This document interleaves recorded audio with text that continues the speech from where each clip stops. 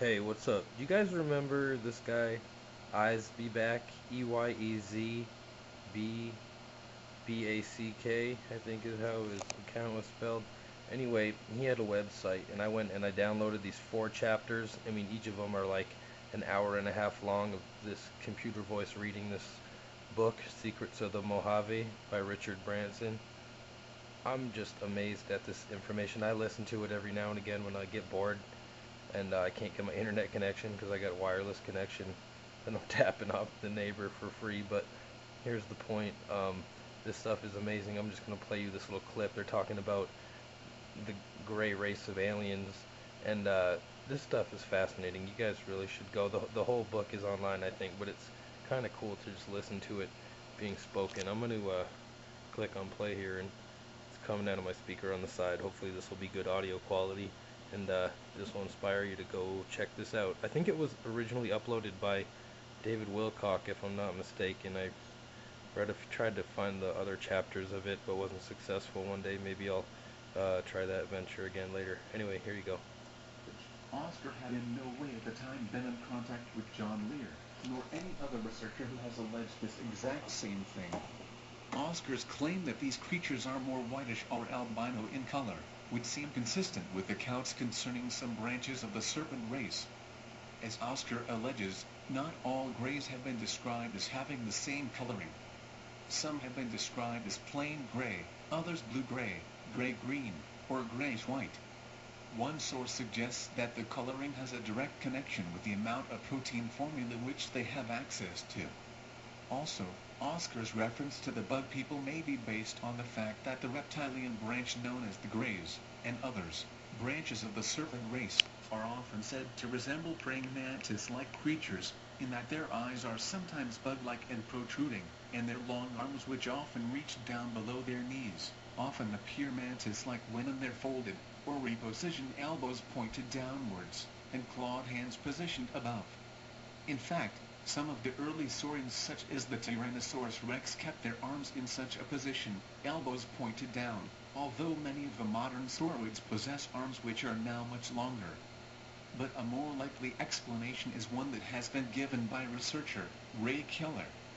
Keller's sources indicate that reptilian greys from reticulae have created a subrace by assimilating genetic materials from another intelligent and malevolent alien species of insectoids. Therefore, some of the greys being observed by abductees may actually be reptilian insectoid genetic hybrids.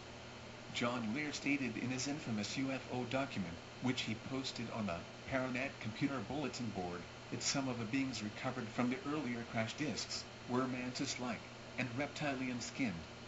The possibility of little children being abducted and used for their secretions and body organs is almost too horrible to contemplate. There may be other indications that such is the case, whether one chooses to believe it or not. For instance, 1. Bill English, son of an Arizona state legislator and a former Green Beret commander, allegedly viewed the top-secret Grudge Blue Book Report number 13. Years after he investigated a downed aircraft which radioed an encounter with a UFO, and whose occupants were later found mutilated. He stated that this secret document contained eyewitness descriptions of children who had been abducted by gray-type entities, one of them being abducted on a farm right in front of the parents, and never seen again. 2. The August 1940 issue of National Geographic detailed the disappearance of 30 children and their teachers in some catacombs below the island of Malta. Sources contemporary to the event stated that they had entered a burial chamber in the third, or lowest level of the hypogeum of Hell Safliandi, an orifice which was rumored to lead to deeper catacombs. The ancient catacombs were discovered below the small village of Casalpala in 1902, when workmen literally fell into it while digging. They discovered over 30,000 bones and evidence of ancient human sacrifice conducted by an old Neolithic race. Witnesses to the disappearance said that a sudden cave-in had blocked the opening after the last child had gone through, but the rope they used to tie themselves to the lower room was found to be clean cut, and many reported hearing the crying and wailing of children from below ground, weeks after the disappearance. According to researcher Riley Crabb of the Borderland Sciences Research Foundation, a British embassy employee by the name of Miss Louise Jessup entered the lower catacombs a few days before the disappearance, catacombs which she described as being immense. She allegedly encountered a sudden and mysterious wind, which blew out her candle, following which she felt something wet and slippery brush past her. Needless to say, she left the scene in a hurry. Nevertheless, this account indicates how children sometimes tend to disappear in the presence of aerial or subsurface phenomena. 3. John Lear also claims, based upon accounts given to him by several contacts of his in the intelligence community, that there is evidence that a percentage of America's missing children have been taken by these creatures, the Greys, suggesting that the aliens largely prey on the weak and defenseless among the human race. It is uncertain, however, what percentage of missing children might be involved here. Lear, in his press release of June 3, 1988, stated in reference to human abductees and victims of human mutilation, the various parts of the body are taken to various underground laboratories, one of which is known to be near the small New Mexico town of Dulce. This jointly occupied CIA alien facility has been described as enormous, with huge tiled walls that go on forever.